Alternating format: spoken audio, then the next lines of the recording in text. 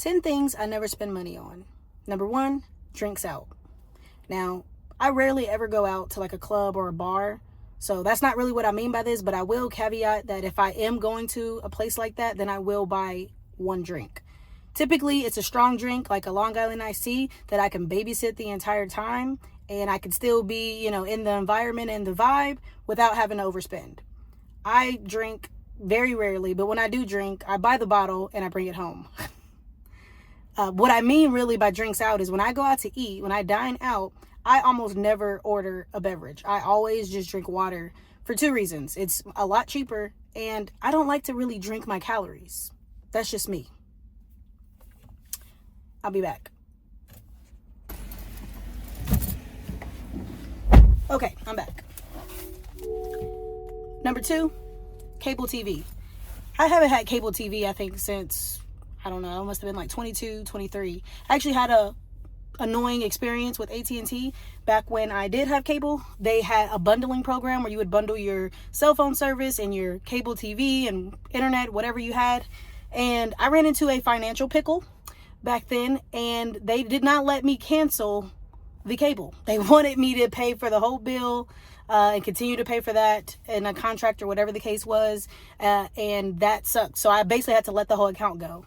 That was a lesson learned. Never bundle unless it's like insurance or something like that. But when it comes to phone and your internet and all that, you need your cell phone. You don't need the cable. So I have not had cable since then.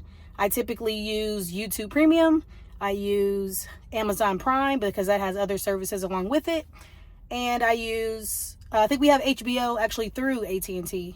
So other than that, that's it. I don't have Netflix. I don't have Hulu. I don't have YouTube cable. I don't have any of that stuff. And I do just fine. Number 3 is video games. I have not purchased a video game since, I don't know, it's been years. The only video games that I would continue to purchase or would think about purchasing are ones that I plan on keeping, or mostly so with my husband. I'm a person that plays video games for the story. Once I beat the game, I'm pretty much out. I think the last game I purchased was Mass Effect Legendary Edition of it, and I heard about it later when the Legendary Edition came out, and that was pretty cool. So I did buy that because that game has one of those, very rare mechanics where you have to play it multiple times to get different endings and different outcomes and stuff like that. So that is the only reason I purchased that game, and that I don't regret. But typically, I am still a gamer, and I do play video games regularly, but we use GameFly. So GameFly is basically like the Netflix of video games. So I just pay $30 a month. We can rent 2 games at a time, one for me, one for my husband, and we just rock out that way. Like I said, we're both the same way. We don't typically have to keep a game. If we want to purchase a game through GameFly, we can, but that's, again, I don't think we've ever done that. So video games is on this list. Number 4 is Starbucks.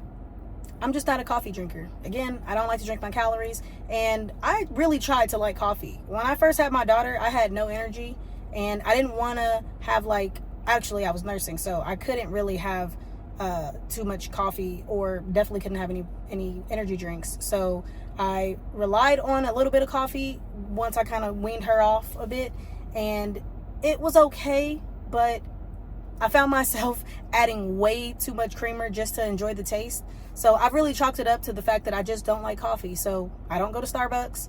I don't buy coffee. I tried the way that everyone recommends. I bought whole beans from a few sources. One was this really cool brand online called Bones. And they had really nice, really delicious sounding flavors like salted caramel and birthday cake and stuff like that. So I tried that, and it was okay. I'm not saying it was like completely disgusting, but just, again, not enough to make me want to stick with it. Then I also bought some coffee, I believe, from Costco. So I bought the whole beans. I bought an AeroPress. I ground up the coffee beans myself. I used the AeroPress exactly how I was supposed to, and I made, I think, what I could make for an affordable price, at least, the best coffee that you could make. And again, it was mid for me. So I'm not a coffee drinker, so I don't spend money on coffee. Oh gosh, somebody just turned in front of me super hard. Oklahoma drivers. Anyways, let me get to my destination, and I'll be right back with you. All right, I made it to my destination safely. Number 5 on the list. Number 5 is light bulbs. I know it's boring, but I never have to buy light bulbs because once you buy them, if you buy LEDs, they last forever. Or if you have recessed lighting, same thing, it's LEDs and you never have to buy them again. So that's number 5. Number 6 is extended warranties. Extended warranties can range from cars to electronics. I typically won't buy either of them. I pretty much exclusively lease my vehicle, so it's brand new when I get it and I never have to worry about anything that's going to happen to it. It's pretty much covered bumper to bumper warranty. If you are buying a used car and the dealership that you're purchasing it from is a reputable dealership, like CarMax, for example, where they only will sell a car that they can warranty, then I do recommend maybe checking that warranty out. It has a little bit of things that you have to double check first. Like if you're buying a car that has a lot of miles already, I think they only warranty up to a certain amount of miles. So if you're only going to be able to drive it for about a year with that warranty, I would say probably don't do it. But if you're buying a newer car from CarMax or something like that with less miles on it and you have several years that you can utilize that warranty, based off the amount of time that you drive, then I would say maybe go for it. It might be a good deal for you. Other than that, that's the only warranty that I would even consider. Any type of electronic warranty or any of those types of upcharge from Best Buy or Amazon, when you buy an electronic and they ask you if you want to get the warranty, the answer for me is always going to be no. It's just not worth it. Number 7 is door-to-door sales. We live in the suburbs and we're always getting someone knocking on our door asking us to, let us show them their wares. They want to sell us water softeners and purifiers and all types of things. And for us, the answer is typically no. We don't need those things.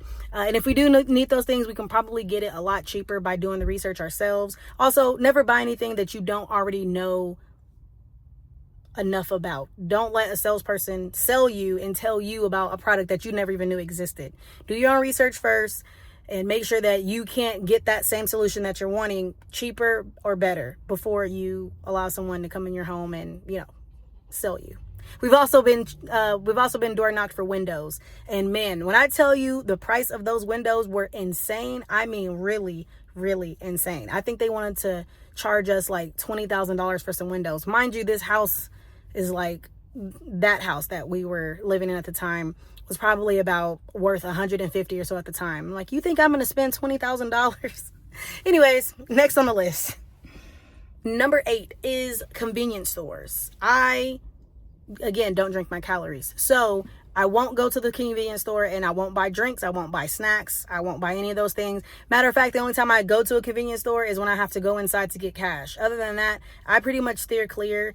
It's wasted calories, it's wasted money, and it's just not something that I really want to spend my money on. Number 9 is kind of in the same vein. Movie theater, concession stand food, like popcorn, $10, $12, $15. That's insane. I don't even like popcorn that much. I like the way it tastes, but I hate the kernels getting stuck in my teeth, so I won't eat it. And I especially won't pay that price for it. So I pretty much avoid at all costs movie theater food. I'd rather either eat before I go or just literally go and eat somewhere after versus spending money at a movie theater in those ungodly numbers. So number 10, that brings us to our final point. Number 10 is in the same vein of the car situation. I don't pay for car repairs and I don't pay for add-ons when I go to the dealership. That's kind of a bonus one for you. When I go to the dealership and I'm purchasing a vehicle, I'm pretty much going to lease. I've been leasing for the last almost 10 years. I've been leasing for almost the past 10 years. So I haven't had to pay a car repair basically since then. When you lease a vehicle, the vehicle's brand new and it's covered under the manufacturer warranty. That is basically a bumper to bumper warranty. So if anything happens to the vehicle that's outside of wear and tear, of course, then you're pretty much covered from the manufacturer. So I don't have to pay for any repairs. And the only thing that I do have to pay for is regular maintenance, like an oil change or a tire rotation, things of that nature that don't cost very much. In regards to the dealership upgrades, when I go to the dealership, I always try to negotiate off any type of dealer add-on accessories that they have or anything like that. The only accessories that I want for my car is the all-season floor mats, which look like that there, because that saves your actual floor mats from wear and tear and weathering and things like that. So I think that's a nice thing to have. Also have a tray in the back that allows me to, basically it allows things to like not slide over in the back. the cargo tray, which is basically the same thing as the all season floor mat. So if you have groceries or something like that, if something spills, it's rubber, it's waterproof, so you don't have to worry about cleaning out your trunk. Those are pretty much it. The lug nuts and all these other things that they try to sell you on, I really don't have a use for them or care for them. But if they're really adamant about, you know, selling them or having them on there and won't take them off, then it is what it is. You can only do so much negotiating. But any other upgrades they offer, especially the ones in the finance part of purchasing a car, like the tires and the windshield replacement and all these other things, I pretty much decline all of those. So those are the things that I do not spend money on. I hope this was helpful. If you like this type of content, then go ahead and give me a like and consider subscribing. And other than that, guys, I will see you tomorrow.